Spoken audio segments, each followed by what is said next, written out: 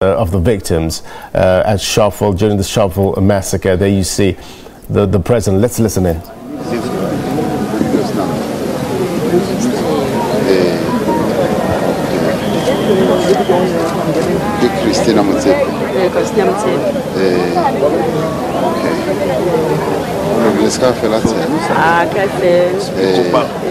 The president wants to shake the hands, all of them. If you can just get there in the middle, all of them.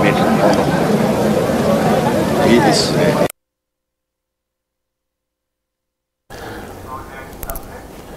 Okay, it seems that we lost those visuals, but we will try to get back there to Sharpeville in a short while. Do we still have Mike on the line? Nope. Okay, we'll try to get back to Mike as well. Look, we're crisscrossing the country, trying to gauge the temperature in the rest of the country with regards to human rights and how it's being commemorated there. The National Assembly has held its last debate for the 5th Parliament, which focused on human rights in the country. The House counted incidents of racism, gender-based violence, and a lack of basic services among socioeconomic challenges that, I guess, continue to undermine human rights goals. So we'll hear more about that in a short while. Remember, today we commemorate the country's commitment to the Bill of Rights, and we're talking about equality. We're talking about basic human dignity. We talk about freedom of movement and residence.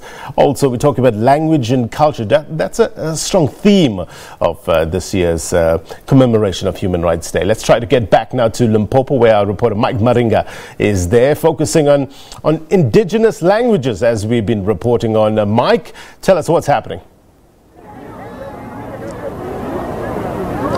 Yes, we are still here at Mukhetla. I must indicate that people are still coming in their numbers to attend to this event. I was still talking to the spokesperson of the province, Kenny Matiba, to tell us about the indigenous languages that are here. You'll understand that Limpopo is a very dynamic province. We've got people who speak Xitsonga, we've got Vavenda, we've got Vapedi, we've got the Ndebele speaking community, we've got English and Afrikaans, and also within the Sepedi itself, the dialects, you've got Kilobedu, and these are the people who have been up in arms saying that they need their own language. Let me bring again Kenny Matiba to talk to us about that. Kenny, you were still talking about Kilobedu and people of Vutlokwa.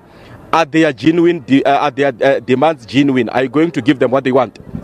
Look, one cannot specifically respond to that question as to whether they will get it. Remember, the Balobedu people are a kingdom. Queen Mujaji is the Queen Regent, and one of the only Queen Regent in the whole of South Africa. So looking at their demand, it's a genuine demand. And as you look at the human rights of things, it's a human right for them to have their language. They've done research. I think Dr. Mutseha will agree that we've been researching on this thing, and it's there and it's dynamic. And if I were to come in, Mr. Matiba, let's talk about the preservation of these languages, the main three in the province. As the province, how are you planning to preserve them?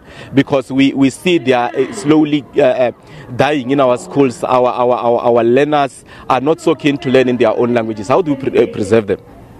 The preservation of language, we think as a province, also rests with the province, but also with the people that speaks the language, the writers, the artists, the arts.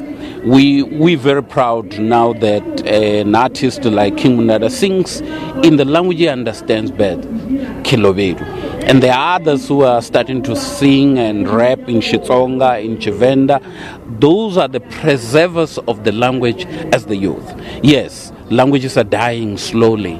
What do? We try to assist. That's why today we speak about those as a human right element that we say, please preserve your language. Lastly, Mr. Matiba, and I believe that will also go with the budget to uplift these events, your cultural events, anything that has got to do with the language and the specific cultures that you have outlined. Most definitely. That's why our Department of Sports, Arts and Culture is beset with that responsibility to keep upgrading the languages, the books that needs to be read at schools, the languages, and we also implore on SABC, and we are glad there's a new drama that is coming in Xitsonga from the 1st of April, Giani, the Land of Blood. That's another right and another exciting thing that is coming on our television. And for years and years, there have been complaints that there's no Shivenda, there's no Xitsonga drama that specifically speaks in the languages that are there in the province. And we're excited about that.